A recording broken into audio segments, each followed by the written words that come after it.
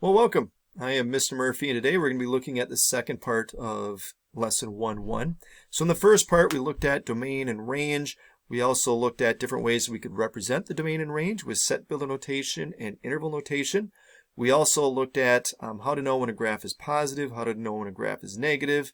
And what we're going to be doing today is we're going to be furthering those concepts of looking at some other details for functions. But first, I want you to review what we did yesterday. I want to see what you can remember. So I want you to pause this video and try this little warm-up here and hit play when you're ready to check to see if you did it correctly. All right, let's see how you did. So first off, your domain and range. Remember, I put these in interval notation. That's my personal preference. It's one that you should really be familiar with. It makes things a lot easier. But you can put anything in here for x. You can see that if you were to squish this on the x-axis, you'd have an arrow going in both directions. So that means the domain would go from negative infinity to infinity. The range, you can see that it doesn't have a minimum point. There is no low point to this graph. It has a maximum point. The maximum point is where y is 10. Okay, we want to make sure that you're looking at the y value. So the maximum y value is 10, but there is no minimum point. So it goes from negative infinity to 10. And the order is important. If you have those switched around, that is wrong. So you want to make sure that you get the order correct. Now, where is it positive and where is it negative? Well, it's positive when it's above the graph. So it's positive from negative 11 to 0 and from 0 to 11. Now, if you said that it was positive from negative 11 to 11, that's wrong.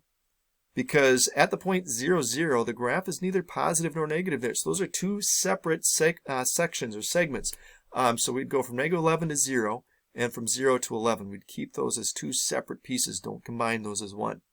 And then it's negative below the x-axis. So it's negative from negative infinity up to negative 11.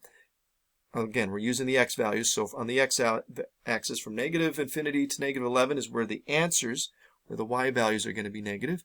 And then from 11 to infinity for the x values, again, that is where we're going to get answers that are negative. All right, so let's look at another example. Now we're going to look at how can we tell when a graph is increasing or decreasing. Now, when we read a graph like we read a book. We read it from left to right. Okay, so looking at this graph, we can see that it's from left to right. We can see that it's increasing, and then it's increasing from negative infinity to 0. Again, we're looking at the values for x, where the graph is increasing. So from negative infinity to 0 is where the values for x, or where the graph is increasing. Okay. Where is it decreasing at? Again, reading it from left to right, it's decreasing, starting where x is 0, on to infinity. So from 0 to infinity, the y values, are decreasing from when x is 0 on to infinity. Okay, so we're referencing this in terms of x, where the y value is increasing, and we're referencing this in terms of the x, where the y is decreasing, where the answer is decreasing. So that's where it gets a little confusing. Don't make it harder than it has to be, though. All right, I want you to try these. Okay, so I want you to look at these two graphs and figure out where are these two graphs increasing at and where are they each decreasing at. So just like you've done before, pause the video and try this on your own and hit play when you're ready to check to see if you have the answers correct. All right, let's see how you did. So for this first one, you should have had that it's increasing from 2 to infinity.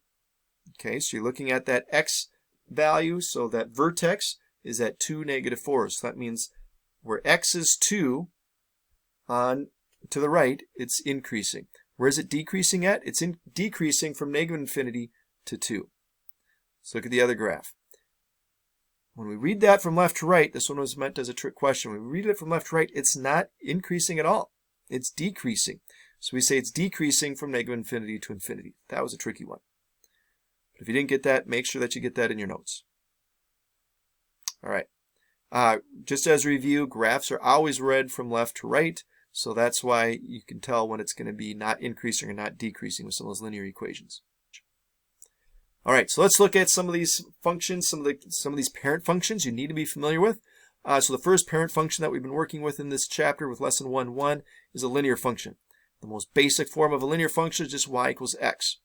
The graph of that would look like this. And the domain would be from negative infinity to infinity. The range would also be from negative infinity to infinity.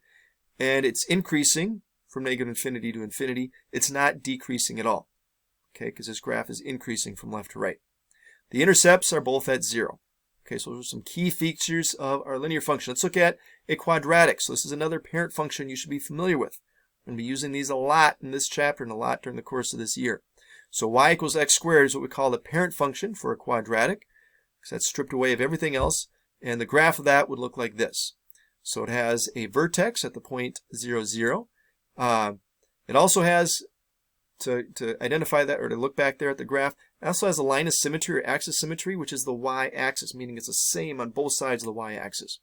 But going to the domain there, the domain would go from -infinity to infinity. The range starts at 0 and goes up to infinity. The minimum value is 0. It's included, so we use a bracket there. It's increasing from 0 to infinity, and it's decreasing from -infinity to 0. And this has an x-intercept at 0, and it also has a y-intercept at 0. Again, this is dealing with the parent function for a quadratic. Now let's look at the parent function for an absolute value function. That's in the form y equals absolute value of x. And here's what the graph looks like. Just like a parabola, it also has a line of symmetry. In this case, it's the y-axis. So if it's flipped over the y-axis, it's the same on both sides. And it also has a vertex like a parabola. But it's different from a parabola in that in this case here, it forms a V, not a U. So it's formed by two straight lines. The domain for this, very similar to what we've seen before with -infinity to infinity. And again, the range starts at 0 and it goes up to positive infinity. It's increasing from 0 to infinity, just like the quadratic was, and it's decreasing from -infinity to 0. And it also has the same x-intercepts and y-intercepts. So you see some similarities there between some of those different parent functions that we've talked about. Now, we do have another kind of function called a constant function.